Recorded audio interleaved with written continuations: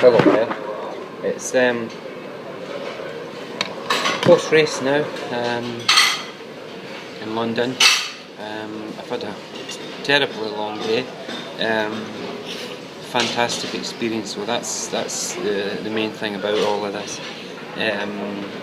What a day! What a fabulous experience running in London. Basically, early start. I was up probably about back at 5 rather. Anyway, headed off to Greenwich Park where they all congregated prior to the run. So that was a good old journey out there. Fabulously organised event. Everything went so smoothly. It was terrific. Very hot. At the start, it was a really hot day actually, until near the end of my run anyway, when it got quite cool and actually started to rain in fact. But the race itself, I don't know how many runners there were. I'll need to try and find out officially, but I guess around 40,000 anyway. They had the spectators, I think, for me, made it actually, because they were all around the route, hundreds and probably thousands, maybe even tens of thousands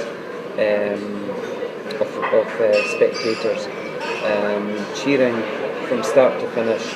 They had bands playing, brass bands, jazz bands, blues bands. Everything was going on. It was just fabulous, and all the marshals and the water stations and everything was completely spot on. My run itself, I started off pretty good actually. However, by about, I think it was just as we were crossing Tower Bridge in London, that was about between 11 and 12 miles. I was pretty tired actually for a little while. It only lasted about a mile to a mile and a half. I don't know why that was. I don't normally get affected as early as that and feel tired. But anyway, I managed to push through that small barrier, and then I was fine again for quite a while. I had a problem around about 23 miles. Everything was going pretty well. I was on for a reasonable time actually, and my left foot was getting sorer by the minute actually, until I felt this. It was almost like a burst in my left foot. It was an explosion, if you like, and I just had to stop immediately. It was excruciating, and I thought, oh no, I could barely walk. So that was at 23 miles, and more or less between there and the end it was largely walking. I did manage to hobble around from time to time, especially when we got round by the Houses of Parliament and along the Mall to the finish. But it was incredible. The crowds at where was it now? Canary Wharf, I think it was, were the best. It was really quite emotional.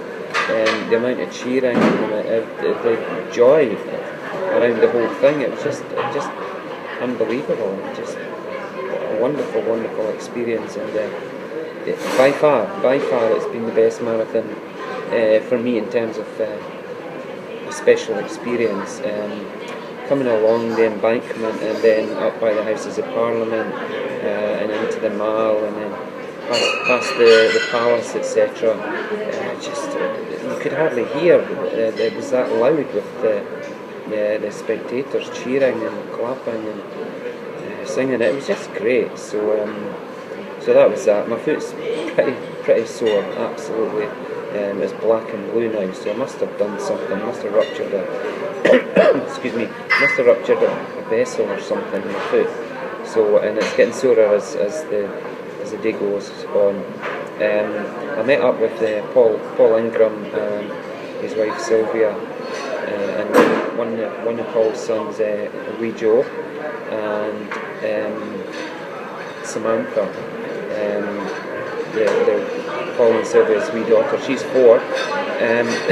They took me for a bite to eat in Leicester Square in a sort of, it was a sort of combined Japanese and Chinese food place. It was fantastic. I really enjoyed it, and it was great to see them.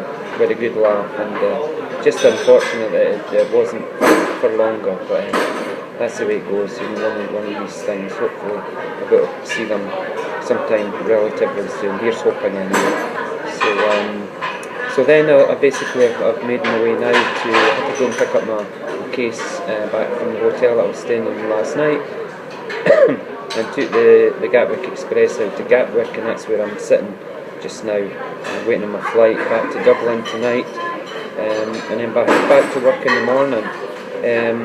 So that's it for just now. That's the sort of post-race vlog. That's 4 marathons down, another 8 to go, and so fingers crossed we move on to Edinburgh next in 5 weeks' time.